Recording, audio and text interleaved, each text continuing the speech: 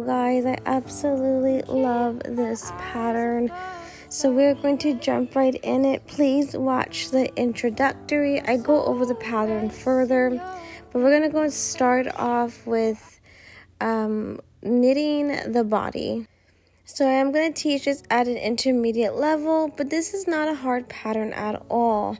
We're going to cast on 14. I highly recommend that you are working with the fluffy chenille loops and threads at Michael's, on materials in the PDF with links to the exact same materials. So we're going to cast on 14. And your foundation chain, you don't have to knit it so tight, at least like 2 fingers width. So intermediate pattern, yes, but I'm still going to be going over like basic skills.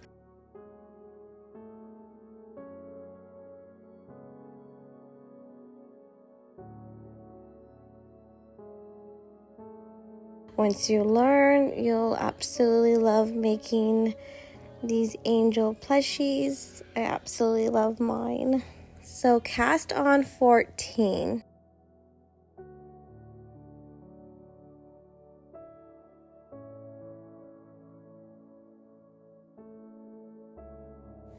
And then as a golden rule, I'm going to go ahead and count back down. Doesn't matter if you're seasoned. You always want to count back down. Now, if you're working with the fluffy chenille, like a teddy bear variation yarn for the first time, notice how I am massaging each loop because it helps you distinguish each loop. So that's the trick right there. So there's a slip knot right there. And we want a total of 14. And just go slow, and again, just massage to distinguish each loop. Now we're going to go ahead and get our foundation chain into a circle, into the round, poking the tail through the second stitch to the last. There are 2 ways to do this. I do it this way. So just get it into the round. And now we are knitting the body. We want to make sure our foundation chain is nice and flat, evenly going around. And now here is where we want to knit super tight. So I'm just showing you right here. Look, it's about a finger width that I can fit my finger snugged. You want to knit super tight. And now we're going to be knitting 11 rows. Just straight knit 11 rows. And there is the written pattern to go ahead and follow that as a reference guide. So I'm going to go ahead and knit with you guys for a little bit here, and then I'm going to be jumping ahead. Again, knit really tight, and on the 3rd row, fold your foundation chain in half. And we do this because it helps us knit tighter. So like I said, I'm just going to go like basic knowledge here, but fold your foundation chain on the 3rd row. And continue knitting 4, 5, 6, 7, 8, 9, 10, 11 rows straight knit. Now I always like to point this out. The tail is like my golden marker. I am not counting. I am using that tail to let me know it's connected to stitch 1. So I'm going to pull my last loop through right before it. And it's a line like on the left side of stitch 1. Always count around, make sure you pulled your total worth. And so you can use that tail as your marker. So I'm not counting right here. I'm just knitting away. And once you get to that tail, that stitch 1, that is a new row. So here's row 2. Keep it nice and tight. The more tighter, the more flushed, the more seamless, the more beautiful perfection. I think knitting tight is the top factor in plushie perfection. Second factor, I would say, is stuffing. In my experience, but I like to really emphasize these 2 factors here. So really knit tight and massage these loops if you need to. And so I'm on the 3rd row. I fold it in half, and I'm going to continue on reference to my tail, there's stitch 1, third row, we begin. And we're going to go all the way up to 11. So third row, fourth row, fifth row, 6th row, 7th row, 8th row, 9th row, 10th row, and 11th row, you're going to knit. 12th row is where we're going to begin the decreasing. It is all in the PDF written down as a reference guide. But I will be working with you guys. So go ahead and observe a little bit. I am going to be jumping forward. But I want to go ahead and knit the third row with you guys. And then I want to show, if you lose track of what row you're on, it's really easy to count, including with this fluffy yarn.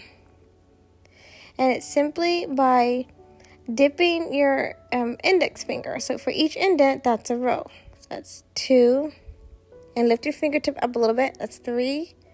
There's a thick foundation chain. Again, 1, 2, 3. So that should help. So this is what it should look like. Pause the video to catch up, but I like to cut parts out, guys, because my tutorials are so long. But now the 12th row, you're going to immediately decrease. Follow the written pattern. 12th row, immediately decrease. Now notice my tail, your tail is going to be aligned on the right side of the first stitch. Pay attention to that. So it's still aligned to the first stitch on the right side. So 12th row, immediately decrease. And go ahead and knit the remaining loops. We should have 13 loops now. We decreased 1 time immediately on the 12th row. And now we should have 13 loops. So I'm going to try and break this down, but please follow the written pattern. From this point on, it's a lot of decreasing. Back and forth. Mimic exactly what I do on where I do these decreases.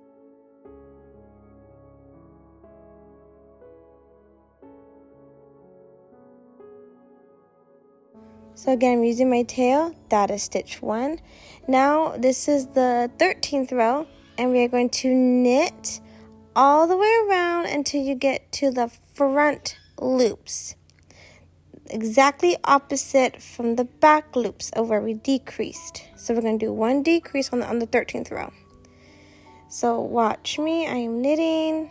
Now I'm going to use my tail, and I'm going to pull it up to help me center where are these exactly front loops opposite of the back loops.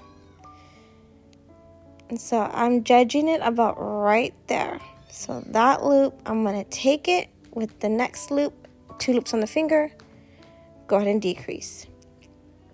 So please mirror exactly what I did. So this is the 13th row, and I decreased on the front, opposite from the back loops that we decreased. And so by the end of the 13th row, we should have 12 loops now. Again, always refer to your tail. So now the 14th row, we are going to decrease 2 times on the sides, exact sides. So I knit it twice. So knit twice, and then you're going to do your first decrease. So on the 14th row, knit twice, and then decrease, and it should be right on the side, right on the left side. And then go ahead and knit again, knit again, knit one more time. And now we should be right on the side. It's on the left side again. And go ahead and decrease for your second time. Mirror exactly what I did.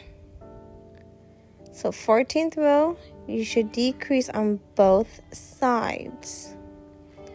And we should have 10 loops now.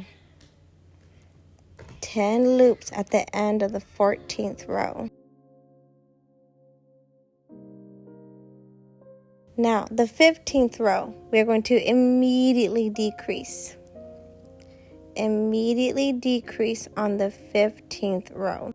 And this should leave us with 9 loops now. So again, on the 15th row, immediately decrease, and we should be left with 9 loops now.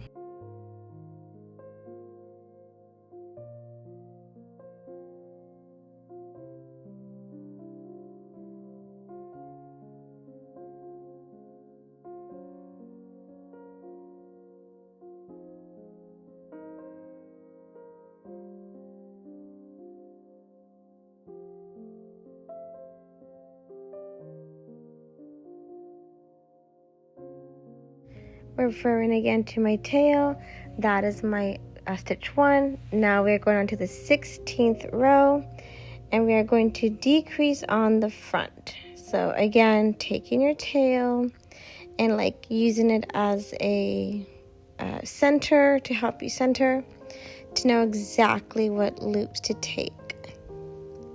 So this is the 16th row. I'm trying to judge you here, so I'm like about those 2 right in the front. So 16th row, decrease on the front, use your tail to help you align it, and we should be left with 8 loops. And you can see the shape that we are making here. We're drawing it pretty drastically in, obviously in.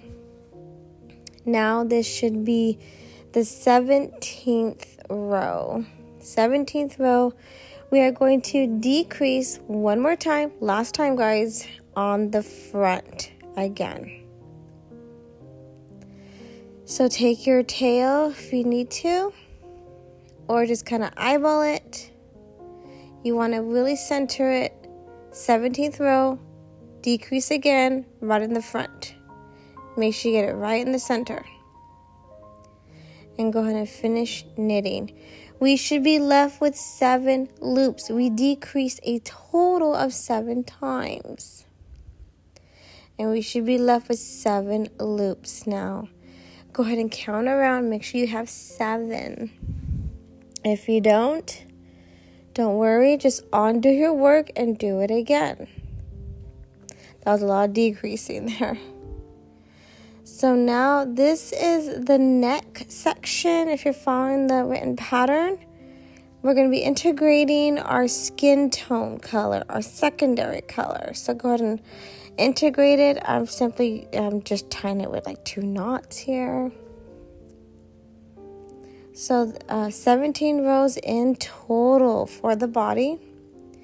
And now we are switching over to our secondary skin tone color. And we are simply just going to knit 1 row. That's it. No more decreasing. We are going to knit 1 row, 7 loops in total. In our skin tone secondary color, I'm going to be referencing it as. This is section 3, the neck. Real simple right here, guys. All that decreasing is over. Now is going to be section 4, the head. And we are going to increase now. We're going to increase 7 times. So we knit, and then we're going to go ahead and pull a stitch right through it, right in between 2 stitches, which is increasing, universal scale here, and knit. So you're going to knit, increase, knit, increase, going all the way around the whole row. This is section 4, so this is the first row. We're going to increase 7 times. And you know that you're going to do your last increase right before stitch 1. And we're going to go ahead and count around to make sure we have a total of 14 loops back. We want to get our 14 original loops back. We're going to be doing the head now. We want a nice proportion head to the body. So that's what I'm doing here. Go all the way around, knit, increase,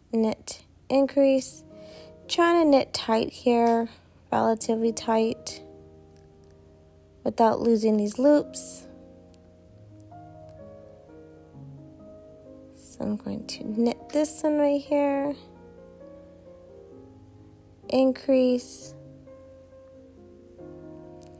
and then I'm using my tail as a guide to let me know this is stitch 1. So you want to do your last increase right before stitch 1 and go ahead and count around. Double count around. You want to make sure you have a total of 14, not 13, not 12, not 15. You want 14 exactly.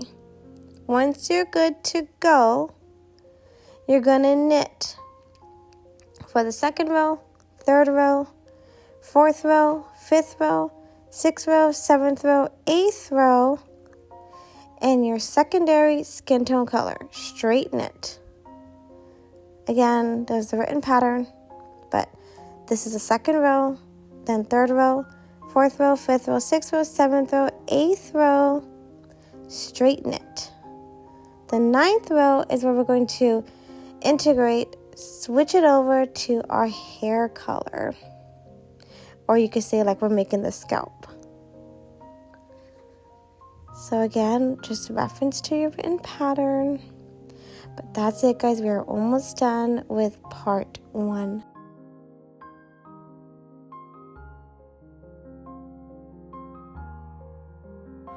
And again, keep it tightly knitted. I'm going to be jumping ahead here again. Just pause the video. But it should be looking something like this right here.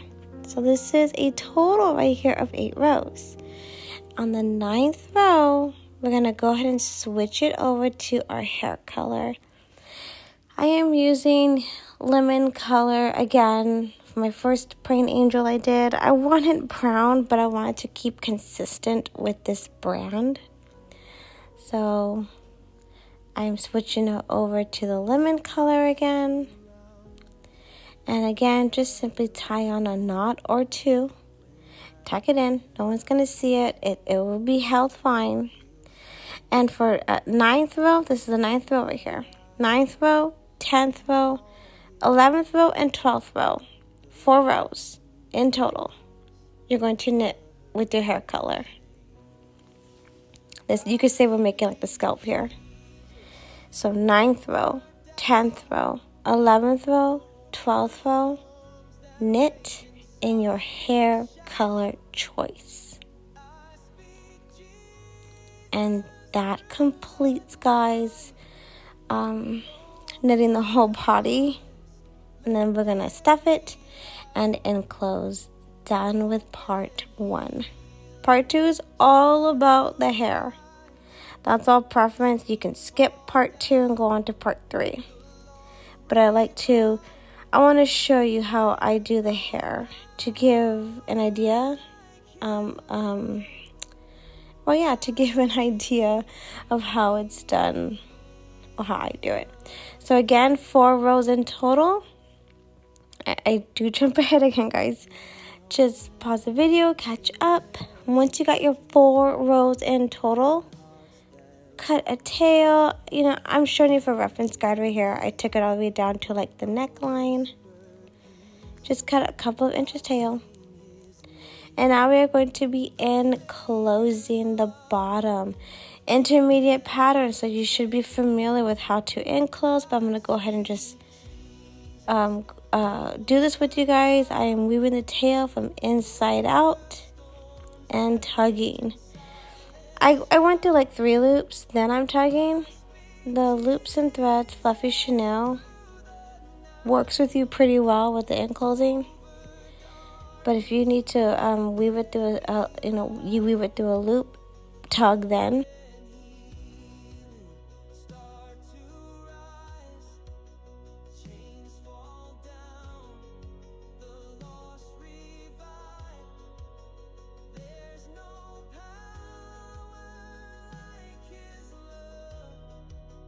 You want a nice enclosing. This yarn does a pretty good job. And it's pretty resilient.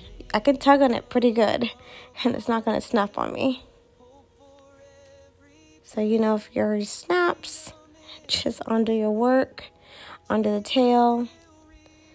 add on more yarn, recut a tail, continue on enclosing.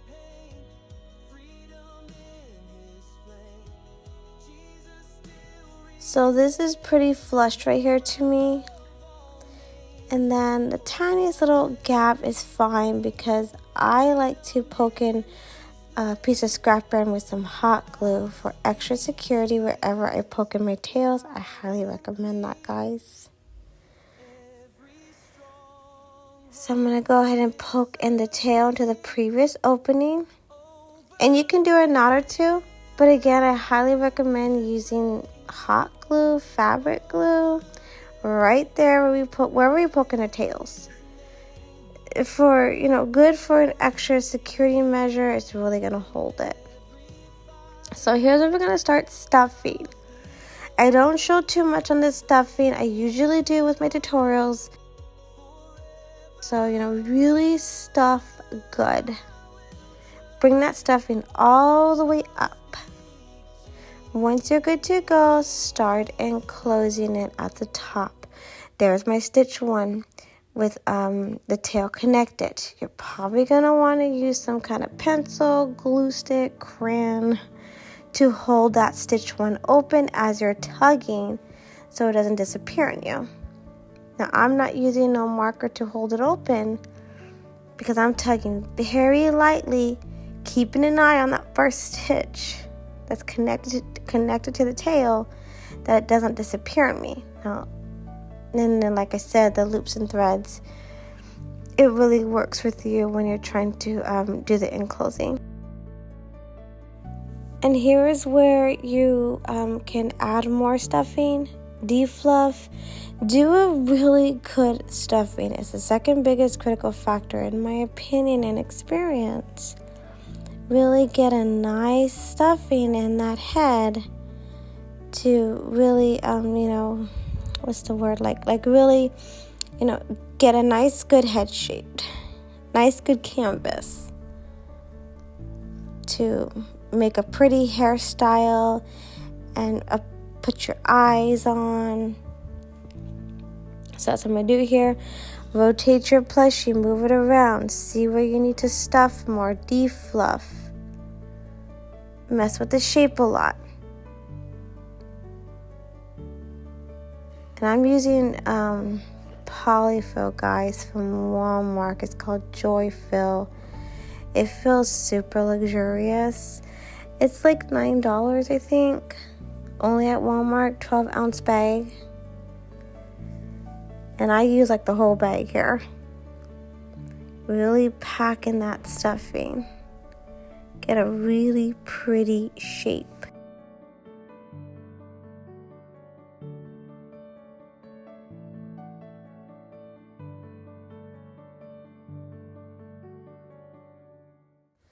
And just keep working your tail throughout all 14 loops, tugging. Make sure I don't snap my yarn here because it kind of felt like I wanted to. I was putting too much stress on it. And if you're good to go with the polyfill, you don't want to add in any more, next zip it into the previous opening.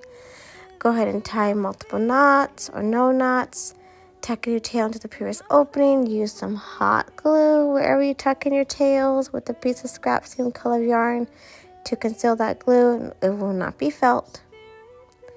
And again, just keep messing with the shape. In fact, keep playing with the shape, perfecting it all the way to the end of the pattern. And so that's what I do with all my plushies. I just keep eyeballing it. Well, like, you know what? I'm going to add in more stuff or do fluff, and I'm already like completely finished with it. Tucking in that tail. No knot, because I'm going to be using hot glue. And that completes part 1, guys. Part 2 is a short tutorial on just styling the hair. I wanted to give an idea on how to do the hair with minimum glue. Thank you so much.